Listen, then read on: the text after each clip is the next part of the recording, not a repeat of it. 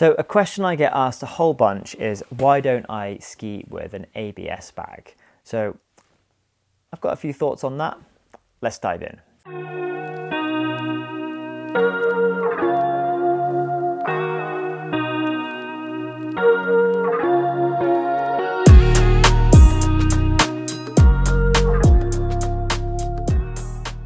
So hello and welcome back to the channel. I haven't really made that many videos this winter because I've been very busy with my new addition to the family. I've now got 2 kids, one of which is 4 months old and the oldest is 2 years old. So pretty busy with family stuff. Also been doing loads of guiding and also some courses on the Oak app. But I'm hoping for a little bit of a resurgence back into YouTube video making world. So you might have seen my recent video about the Dynafit Ridge Pro boot. So I wanted to give some thoughts and ideas and opinions about why I don't use an ABS bag when I'm skiing. Now, this is the bag that I use mostly. This is the Rab Chroma 30 litre ski bag. And for me, it ticks pretty much every box that I need for a ski mountaineering bag.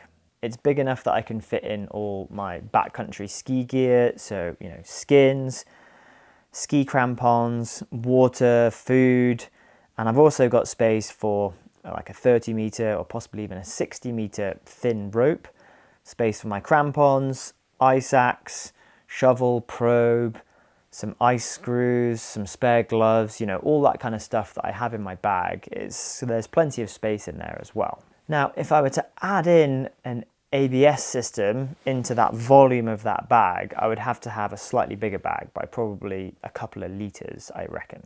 And that extra bit of volume and also that extra bit of weight, I think would definitely be noticeable for me. I already find that a bag that's this size is a little bit too heavy for me most of the time. I ski a lot better with the least amount of weight on my back as possible.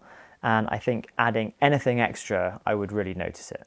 So that's kind of reason number 1 that I don't really carry an ABS bag, is I really don't want any extra weight unless I feel like I really need it.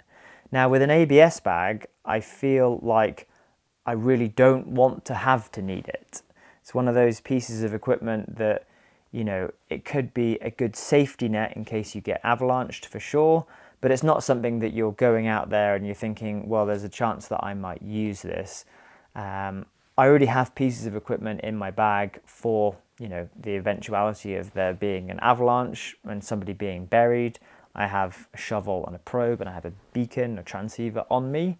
So those items are kind of covering that eventuality, which in 17 years of skiing, I've not even seen or come close to seeing anybody being buried in an avalanche. So having this extra piece of equipment that's kind of serving the same purpose of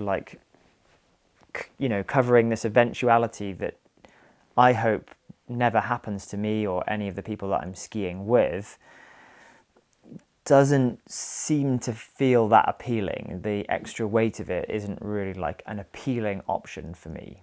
However, I'm operating in Chamonix mostly, and I think Chamonix is quite a unique place in many ways, but it's very unique in terms of the way that we approach skiing and the way that we, head out when there's fresh snow, when there's high avalanche risk, for example.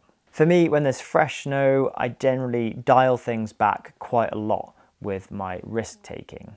So I'm probably going to be skiing pretty close to a ski resort, which probably has a little bit more avalanche control work happening in or around it. Or perhaps I'm going to be skiing in the trees where hopefully the avalanche risk is slightly lower because we have all these anchors holding the snowpack together. As conditions start to stabilize a little bit, that's when I start doing kind of like steeper slopes or bigger faces and things like that. And in doing that, I'll be doing a lot of due diligence on the way to go and ski those runs. I'll be assessing the snowpack as I go up by doing like hasty pits with my hand. I'll be checking around at what's going on with the conditions around me, be talking to other guides about what's going on. I'll generally have my finger firmly on the pulse with what's going on.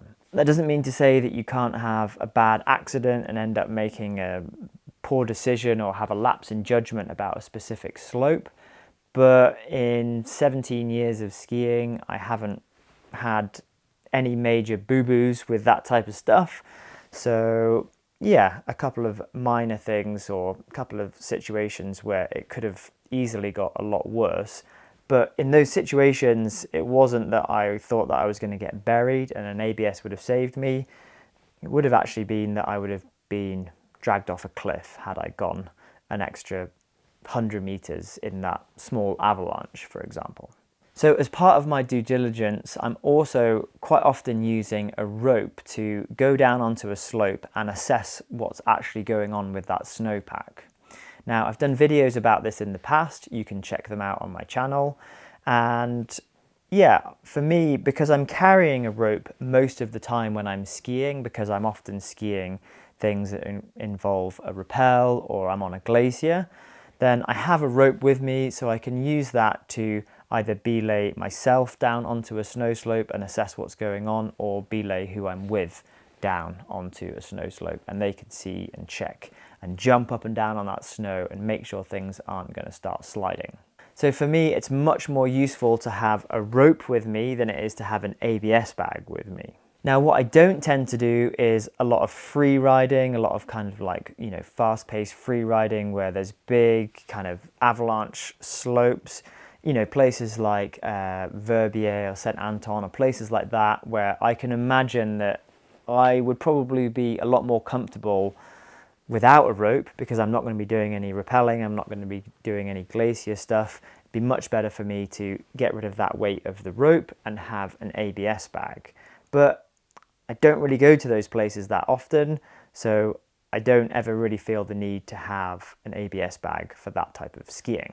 Quite often when you use a helicopter, certainly in the Alps, they require that you have an ABS bag. Now, I don't really use helicopters to go skiing. I try and do most of my skiing to be human powered, although I often use lifts to get up to the start of those ski tours or ski mountaineering days. I still consider that to fall under human powered. But I guess it's not really, but those ski lifts are going to be running anyway. The helicopter is a completely different thing. Using a helicopter to go skiing is like a lot more environmentally damaging than using a lift for sure. So heli operations might require that you have an ABS bag, and in that situation I might just rent one from the company for the day, or borrow one from a friend, but I don't really feel like, I mean, I haven't been heli skiing for the last 3 or 4 seasons, so it's not really something that I do. But for me, one of the bigger reasons that I don't carry an ABS bag is I don't really want it to cloud my decision making when I'm out there skiing. If I think to myself, oh, I've got like this device on that if something goes wrong, you know, I can pull this handle and it'll probably all be okay. I don't want to kind of fall into that mindset and then start taking more risk when it comes to skiing in avalanche terrain. I'd much rather dial it back from there and be like, I don't have an ABS bag. I don't have this kind of magical device that could save me in case I get caught in an avalanche. I want to be making my decisions from that mindset of thinking, if something goes wrong here, I'm probably going to get buried or I'm going to get pushed off a cliff or into some trees. I want to think about those consequences and use those consequences to make my decision making more sound and better. So yeah, that's just some thoughts on why I don't have or use an ABS bag. That doesn't mean that it isn't right for you to have an ABS bag. If you're operating somewhere where you're doing a lot of heli skiing, if you're operating somewhere where you're doing a lot of kind of like free riding, or, you know, in areas where, you know, the risk of being caught in an avalanche is that you're going to get buried, then, you know, I think having an ABS bag is totally worth that weight. But if, like me, you're aiming to do kind of more ski mountaineering and you're only really getting onto those steeper slopes when the conditions are kind of ideal, and when you're ski mountaineering you have a rope and you can use that to control the slope or assess the conditions, then I would just encourage you to think a little bit more about getting that weight down on your bag so that you have more energy and you have more yeah, more in the tank for when it comes to skiing these lines, just in case something does go wrong. You might be able to outrun it or get to a safe spot a little bit more easily than if you have this giant bag with all these extra bits of gear in it that, you know, might not actually ultimately help you. So yeah, there's just some thoughts. It's probably going to be quite a controversial video, but I'm very much looking forward to reading your comments down below about this. Tell me why I'm wrong. Tell me why I should have an ABS bag, and maybe I'll change my mind. Cheers, guys. See you soon.